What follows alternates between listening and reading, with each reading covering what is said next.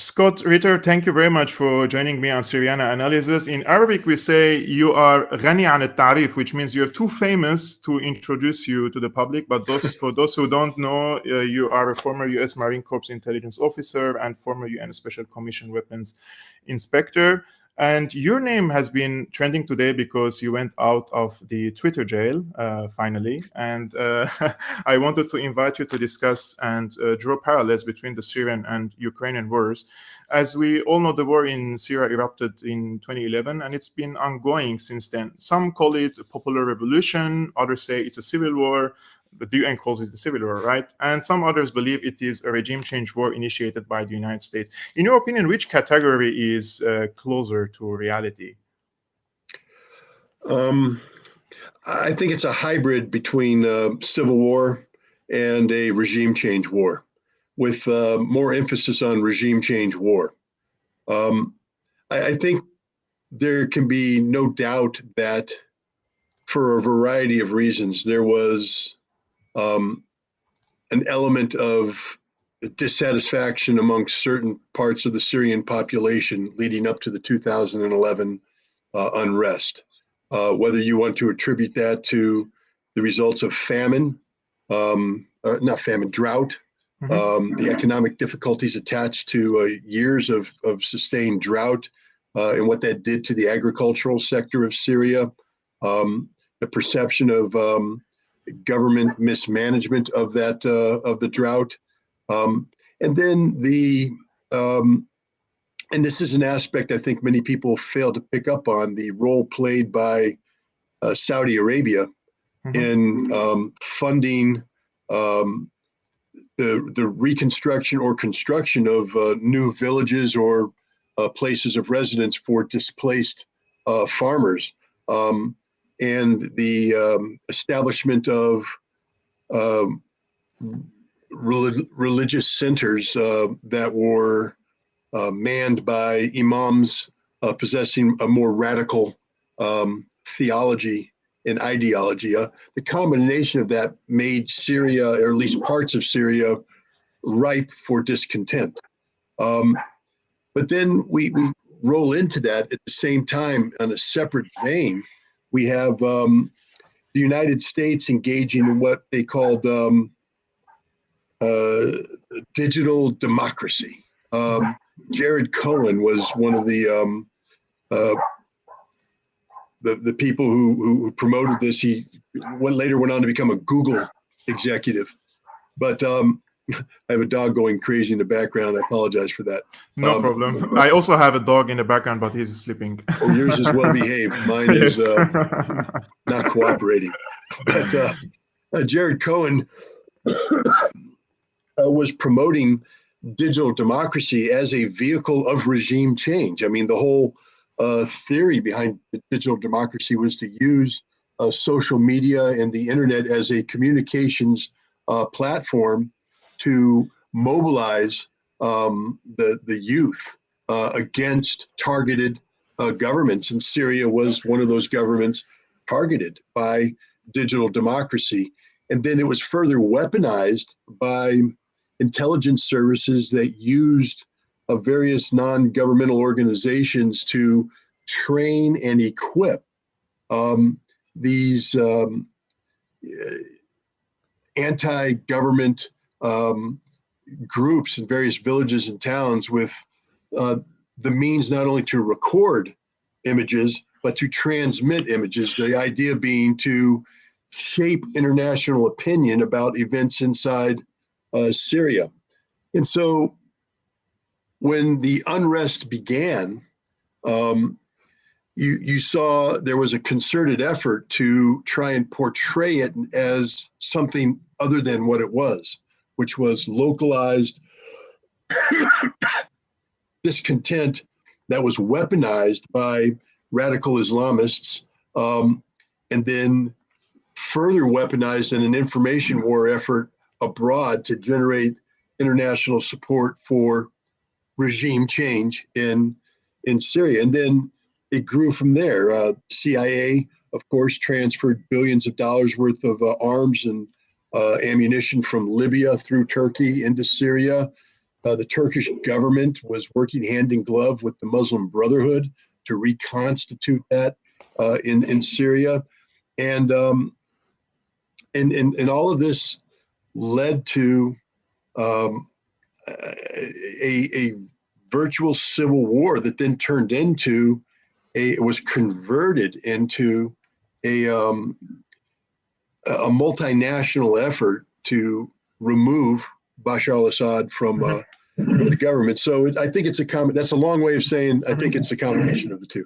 Actually, Scott, I have a first-hand experience with the activists, those who work with the NGOs, including my colleagues. We studied in the same university, we were in the same class, and then when the war erupted, like we had different political opinions. And I know the living standards in Syria was not too high for them to acquire very sophisticated technological tools, for example, while I had to save 3 years to have a medium format, for example, some camera, and they were having the most recent camera equipment, and they were able to broadcast these images, footage to the outside world in a matter of seconds. And so there was absolutely an outside aid and support to these activists on the ground. But you mentioned that the CIA or the United States supported the rebels in Syria, including some of the radical jihadists there. And in one of your recent podcasts, you mentioned the Timber Sycamore covert operation of the CIA, which, according to the New York Times, is one of the costliest covert operation in the history of the CIA. So they wanted to remove the president of Syria, whether it started legitimate protests and it turned into civil war. But at the end of the day, the end goal was to remove Assad from power from the CIA or from the American perspective. Simple question: why did the CIA want to remove Assad from power? You know, ironically, it can't be because the Syrian government wasn't cooperating with the American government on issues of importance. We know the Syrian government, for better or for worse, was working with the CIA in the post 9/11 environment to provide intelligence support regarding Al Qaeda. And you know, if the American goal and objective is regional stability, the Assad government was one of the greatest catalysts of stability in a nation like Syria that has some complicated religious and ethnic compositions. So it comes down to, I believe, Israel. I believe that the Israelis have not been happy with Syria. Syria has opposed Israel's, ongoing interventions in Lebanon. There's the whole Golan Heights issue, and Hezbollah, the support of Syria for Hezbollah, and the links between Syria and Iran that have been in play for some time. I mean, a lot of people don't understand, that these links, actually began with Iranian links with Shia elements in Lebanon, and then Damascus became a throughway to Lebanon, and then I believe there's a shrine in Damascus that's very holy to the Shia, and so Iran has a presence there. But the point is, there's this linkage between Iran and Syria. Syria, of course, supported the Iranians during the Iran-Iraq War, provided them with ballistic missiles and ballistic missile capability. And I think, Israel just believes that its national security interests would be furthered if it could, at a minimum, destabilize the Assad regime, have them focused on internal problems as opposed to being in a position to project its influence regionally, or optimally to replace the Assad regime with a government that might be more inclined to carry out policies favorable to Israel. So I think Israel's the key player here. I think the last indirect talks between Israel and Syria was over in 2010 during the era of Ehud Olmert, and in a recent interview in 2020, I think, or 2021 on Russia Today, he mentioned this. He said, if Assad agreed for the peace deal with me, all this destruction wouldn't have happened in Syria. He said that directly on Russia Today broadcast. But you also mentioned that the funneling of the weapons were not exclusive to the Free Syrian Army, or as Obama used to call them, the moderate rebels, but also some of the weapons went to the more radical groups such as Al-Nusra Front, ISIS, Islam's Army, and just the list goes on, right? Was the Obama administration aware that hundreds of tons of weapons are headed to internationally recognized terrorist groups in Syria? Well, I mean, first of all, from an American policy perspective, the weapons that we were providing were not directly provided to al-Nusra or al-Qaeda or groups. They were provided to the Free Syrian Army, and then there would be defectors, or it would be stolen or sold, or however. But I mean, so it wasn't a direct line to the groups. But no, the Obama administration was definitely aware of the fact that the Free Syrian Army was not securing the weapons provided to them properly. But more importantly, the United States was working hand in glove with the Qataris, the Saudis, and other Gulf Arab states who were providing direct military support to al-Qaeda, al-Nusra, and others. And we knew that this was happening, and we did nothing to prevent it, because from our strategic point of view, despite the hypocrisy of being seen as working with the organization that attacked your country and whom you were ostensibly at war with, the enemy is my enemy is my friend, and the greatest threat to the security and survival of the Assad regime were the al-Qaeda and Islamic fundamentalist groups. They alone possessed the ability to threaten to topple the Assad regime. So, we knew that the Free Syrian Army wasn't going to defeat Assad, but al-Qaeda, al-Nusra could, and maybe would have, had the Russians not intervened in September of 2015. They were very close. I mean, they were even in the Yarmouk camp. ISIS and al-Nusra were very close from the presidential palace in Damascus. And recently I was watching an interview for Hamad bin Jassim, the former foreign minister of Qatar. And I think because of the conflict between Qatar and Saudi Arabia, he went into public and spoke about Syria. And he said, between 2011 and 2013, we were tasked by the United States to overthrow the government. And there were a joint operation room in Turkey and in Jordan. But later in 2013, he said, because they failed, the Qataris failed, the Americans gave this Syrian file to the Saudis. And Bandar Bush, he was the head of the Saudi intelligence, and he asked the Arabic countries to spend $2 trillion to remove the regime in Syria, but they couldn't secure all this money. In my estimates, it's above $200 billion that they spent, the Gulf countries in Syria. It's not 2 trillion for sure. But after 12 years of war in Syria, the Syrian army, with the help of the Russian army, the Iranian advisors, and Hezbollah fighters underground, they managed to capture large swath of the territories from these radical groups. But the US still occupies 1/3 of the country in the east with the help of the SDF, which is rich of fuel and wheat. This area, the north and Idlib, are occupied by al-Qaeda affiliates with the help of Turkey. And Syria claims that they are coming victorious from this war. I mean, how can this current situation be considered a victory for Syria? Well, I mean, compared and contrast to what they were in September 2015, the fact is, I don't think anybody can articulate that the Syrian regime is at risk of being overthrown.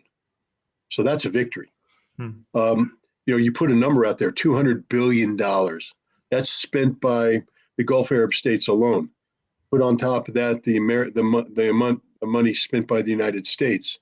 And for a nation like Syria, that doesn't have a $200 billion defense budget, to be able to defeat such an effort is a victory. It's a huge victory. It's a moral victory. It's a military victory. And it's positioned Syria to be able to continue this victory when the opportunity arises. I mean, unfortunately for Syria, they're in a difficult part. You know, in Idlib, understand why Idlib exists. It was the safety valve. How did you get rid of the people in Dara and the people, the radicals in Dara, the radicals outside of Damascus and the various suburbs of Damascus? They no longer exist. There's no longer a problem there. Why? Because thanks to the Russians and the Syrian army, these elements were compelled to evacuate. And they evacuated to where? To Idlib, where they are today. But excuse me, the these al-Nusra remnants only survive because of Turkey. If Turkey removed its umbrella for them, they would be defeated without a shadow of doubt. Turkey is also involved in Syria because of what you mentioned, the Syrian Democratic Forces, but that's just a cover name for the YPG. Yes. Which is the Syrian version of the PKK, which is acknowledged to be a terrorist group. And to show you why this is a Syrian victory, the legitimacy of the Syrian cause, that is to return all of Syria under the sovereign control of the Syrian government. Even the Turks say, yeah, that's legitimate. Even the Turks now have abandoned regime change and speak of the Assad regime as the legitimate government. That's a victory. That is a huge victory. Now the Turks are working with the Russians and the Syrians to come up with a formula to get Turkish troops out of Syria, so that eventually all of Syria will return to control of the Syrian government. That's a victory. I mean, this has to be seen as nothing other than literally a total victory for the Syrian government. My sources in Damascus say that Turkey is very much interested nowadays to hold direct talks with the Damascus government. They are proposing direct meeting with Assad, but the Assad government is more cautious. They want to take this more, let's say, through time. They want to test the waters in Turkey. They have some preconditions to start this, but it seems that the Turkish side has more interest now in holding direct talks because of the elections as well in Turkey. There is the big file, the refugee, 3.5 million refugees in Turkey, and there is a big negative sentiments against them nowadays by the media, by the politicians, etc., and also the Kurdish presence on the borders. So I don't think the Syrian side would mind forcing the Kurdish militias to go 30 kilometers away from the northern borders with Turkey. But if there is a deal between Turkey and Syria on these basic headlines, do you really expect the Turkish occupation forces to withdraw from Syria? I do, and I'll tell you why. Erdogan was using Syria as a rallying point for public sentiment, to compensate for a failing economy. There's definitely a domestic political component to what Turkey's doing in Syria.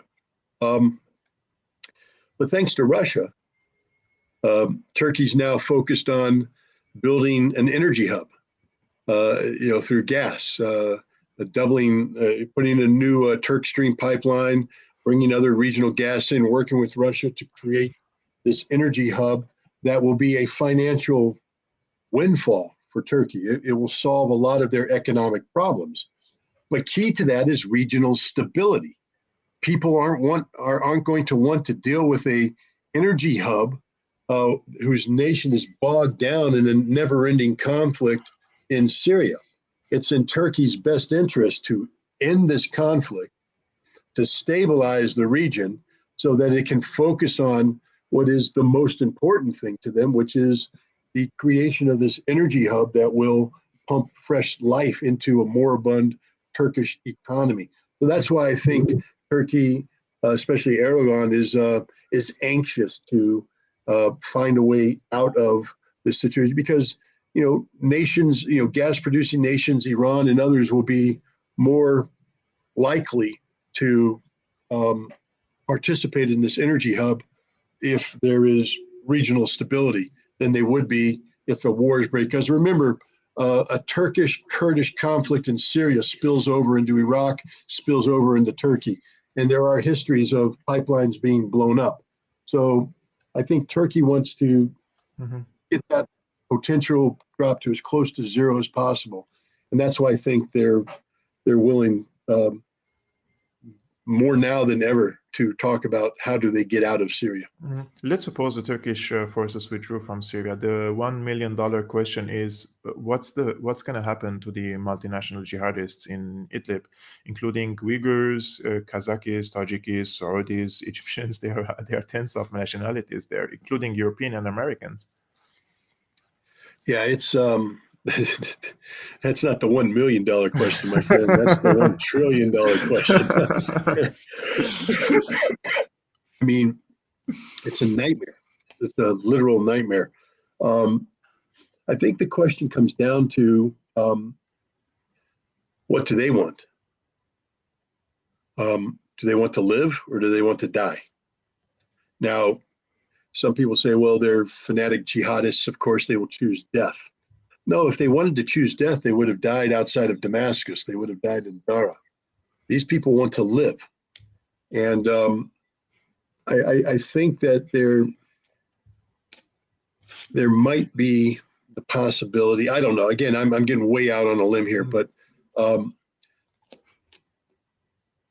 if they disarmed, if they agreed not to participate in terrorism, and as long as they weren't guilty of the most egregious crimes against Syria, maybe there's a solution where they can stay in Syria and be incorporated into Syria, as part of Syrian civil society. I don't know. Turkey isn't going to take them. No. Nobody's going to take them. So Syria is going to be, left with the question: what do we do with these people? Perpetual war to annihilate them, which becomes a human rights problem and all that, or do you find a way to incorporate them into Syrian society, rather through re-education, things of that nature? I don't know what the answer is. I haven't talked to anybody in the Syrian government, and obviously if I ever raise that up, they probably punch me right in the face and say never. Actually, if you ask any, in my opinion, if you ask even a senior Syrian official, they don't know the answer for this question because there is no ready formula. What are they gonna do with these jihadists in Idlib? There is a presidential pardon for even individuals who committed terroristic activities in Syria, that if they lay down their arms, they can join the society again. But the people in Syria is now very divided, and those who fought against the government and those who were with the government, they hate each other a lot, and there will be social problems in the future if this is not fixed in the best social and educational way. And unfortunately, in Syria, the Syrian government is the least sophisticated government in the world, in my opinion, to reintegrate these people into the society or to re-educate them. They are very well in the security measures, in the military measures, but when it comes to indoctrinating these people again, showing them the better version of Islam, etc., they are failing in this regard. But if I want to link the Syrian war with the Ukrainian war, some argue that Russia benefited from the Syrian war in terms of practical experience and testing weapons in Syria, which practically foiled the US regime change war in Syria. Do you believe Russia would have launched its offensive on Ukraine in February 2022 were it not for Syria's steadfastness in the face of Washington's project? I mean, first of all, there's no doubt that Russia, like any nation, would learn some lessons on how certain weapon systems worked, etc. Gain some experience. But understand this: there's nothing going on in Syria that remotely resembles what's going on in Ukraine from a military perspective. These are two totally different wars. the permissive environment in Syria allows the Russian Air Force to, drop laser-guided munitions, drop dumb bombs without fear of being shot down. The Russian Air Force isn't used in this way in Ukraine because of the significant Ukrainian air defense systems, and even the combat. It's low-intensity combat, counterinsurgency combat, but it's not the large-scale combined arms warfare that's going on in Ukraine. So I think they are different, militarily, and also I don't believe they're linked politically. The war in Ukraine is linked to the expansion of NATO, the decision by the West to use Ukraine as a point of leverage to weaken and ultimately break up the Russian Federation. We now know, thanks to the confessions of Angela Merkel and Hollande and even Poroshenko, the Ukrainian former president, that the diplomacy that was supposed to be embodied in the Minsk Accords was sham, simply to buy time to build a Ukrainian military for the purposes of war. So when you look at all of this data, the Ukrainian conflict was inevitable. It was going to happen regardless of Syria. The Russians didn't initiate this conflict. The Russians were pushed into a corner and only invaded Ukraine when they had no other choice, literally had no other choice. And so the timeline wasn't driven by Syria. It was driven by NATO, by Ukraine, and by others.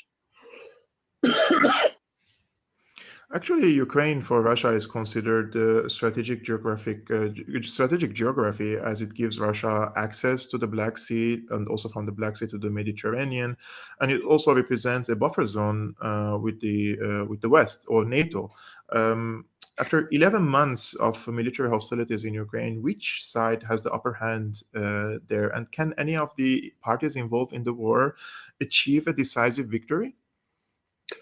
Before I answer that, while I was talking on the last question, I came up with an idea that goes back to two questions before about what to do with the people in Idlib. Yep. Russia, I think, could provide Syria with some advice on it, because Russia had a Chechen problem, which was a religious problem.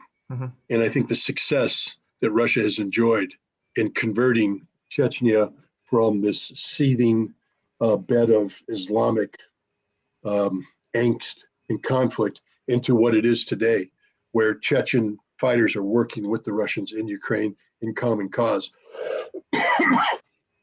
could be used as a template for Syria and the issue of what to do with the Islamist fundamentalist problem in Idlib. Now we come to your question: who has the upper hand?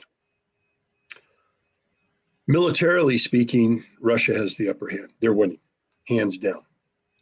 It's been a difficult fight. It didn't go the way Russia initially hoped it would. There was some complications that were brought on by the injection of tens of billions of dollars worth of military hardware by NATO, the ongoing injection of tens of billions, over $100 billion worth of aid. That was a game-changing event, meaning that the war Russia thought it was going to fight became something totally different. But Russia has adapted. They're in the process of finalizing their mobilization of 300,000 reservists. Half of them have already been deployed to solidify the defensive lines. The other half are finishing up their training for offensive military operations. Excuse me. The Russian replenishment rate is quite high. Their burn rate, that is the rate that they take casualties, is quite low. It's still significant, but it's low compared to the replenishment rate. The Ukrainians, on the other hand, have an extraordinarily high burn rate.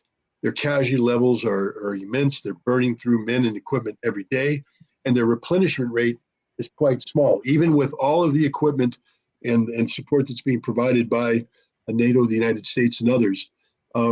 Ukrainians aren't replacing the equipment quicker than it's being destroyed on the battlefield. So it's not a game-winning strategy. Russia has a game-winning potential. Ukraine doesn't. They have a conflict expanding potential, but Russia can match that, overcome that, and push on. Is this going to be easy? The answer is no. Is it going to be cheap? The answer is no. Is it going to be bloodless? The answer is no.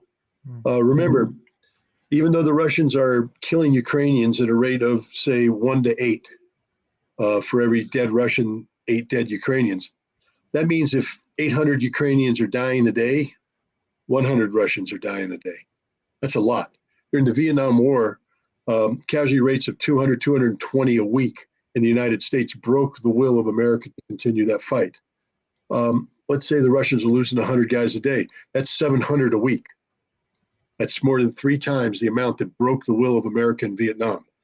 So Russia's suffering serious casualties, and it's a reflection of the will of the Russian nation to continue this fight and to prevail in this fight, that these casualties haven't resulted in meaningful,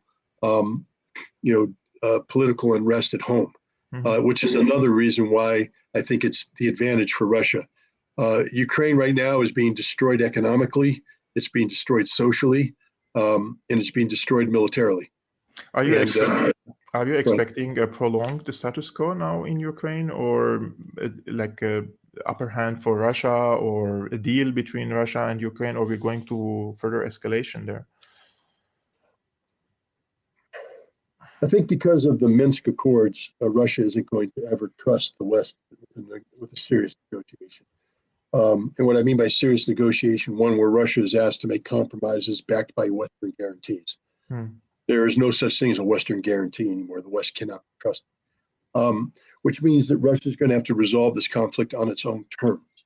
The result won't be a negotiated settlement. It'll be a dictated settlement. It'll be unconditional surrender, which means Russia has to defeat the Ukrainian army, which means Russia has to defeat the collective West that's supporting the Ukrainian military. Time is not Russia's friend. If Russia doesn't have this conflict won by the end of summer, early fall, they could be looking at trouble. If this conflict continues unresolved, you have a situation where you'll get what's called the Korea solution. North Korea, South Korea with a demilitarized zone in the middle, but perpetual war. And that's a defeat for Russia. Even if they hold on to all the territories they have right now, if Russia doesn't end this conflict on its terms, it's a defeat. So I think Russia knows this, and that you're going to see Russia pushing to win the war this year. Of course, the Russian leadership isn't committing to any timeline. They're not saying this is the case, but I'm just saying as an independent analyst, Russia will, the longer Russia waits, the more Bakhmuts and Solidars Ukraine can create, the more defensive networks they can create. Once Russia starts unraveling the Ukrainian defenses, it's imperative that Russia continue the momentum.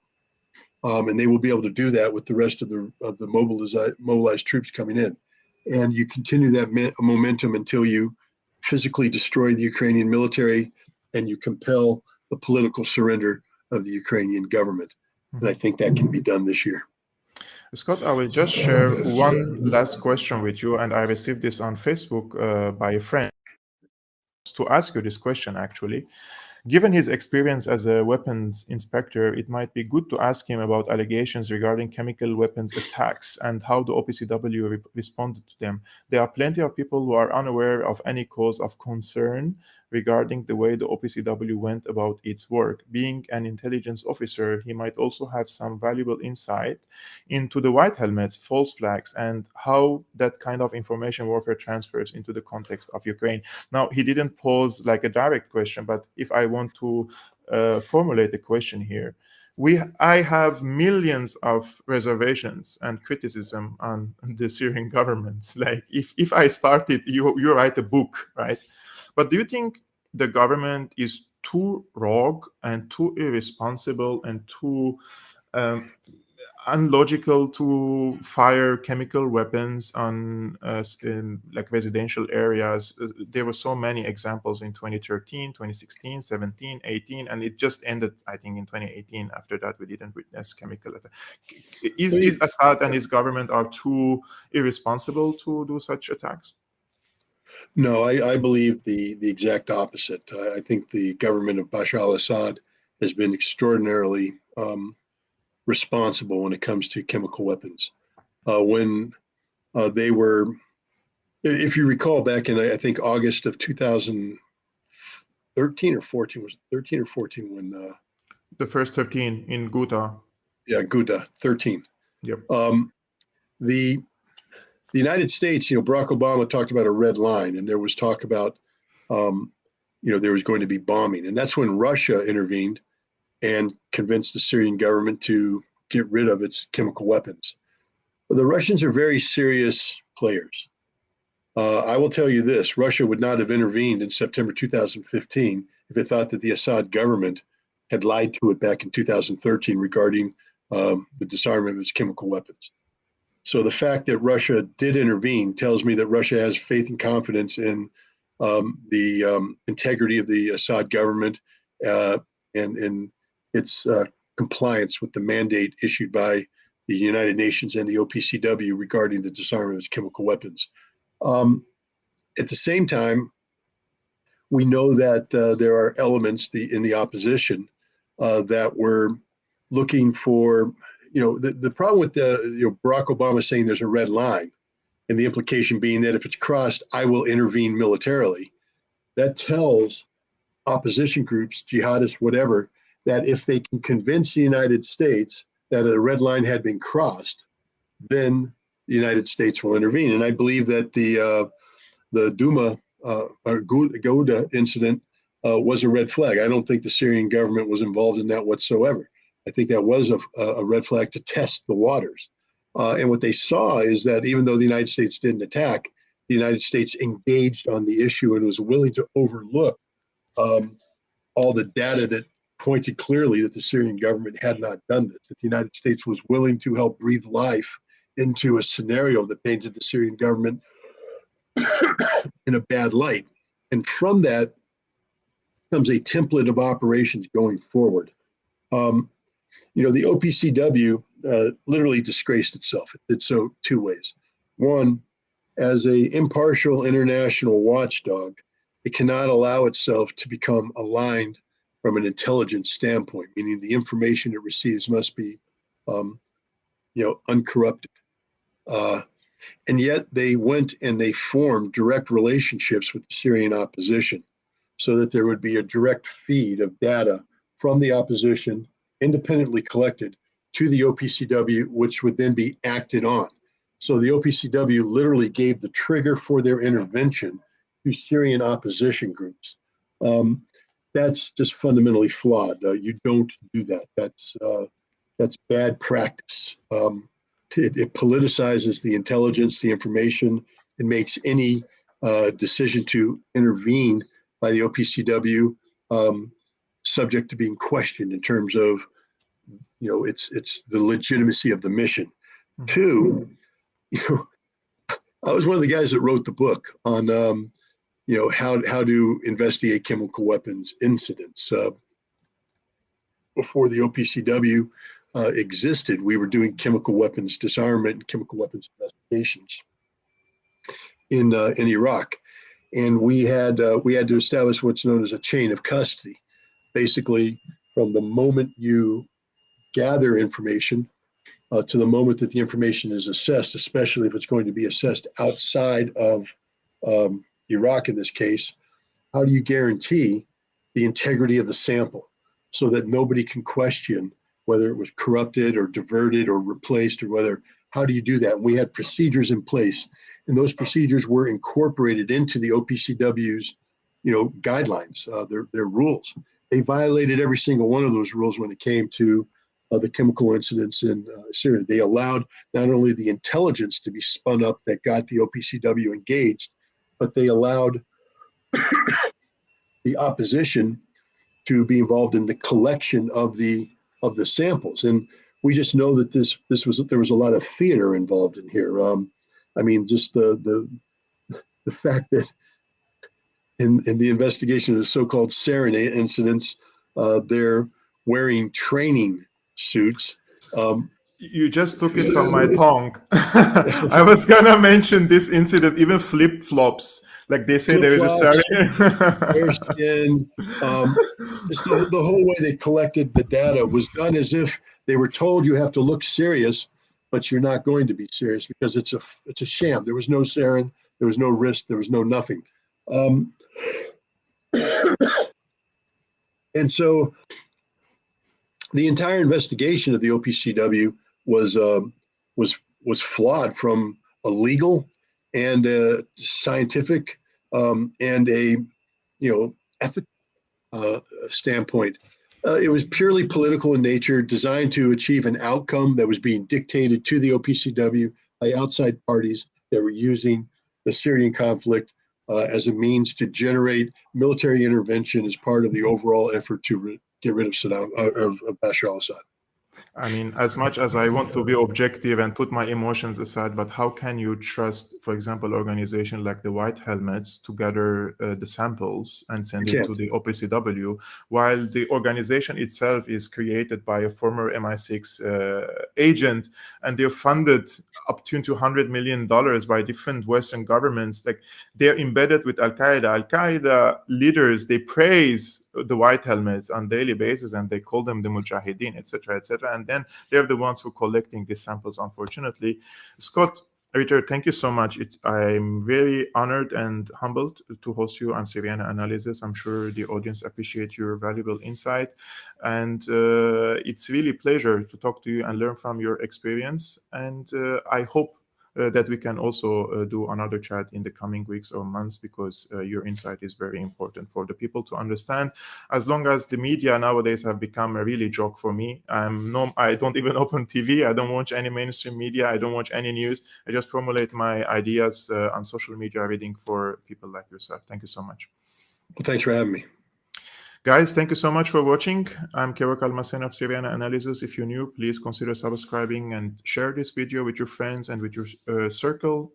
Try to educate the people on the Syrian and Ukrainian war. And if you want to support my work, my independent work, there are so many means in the description below.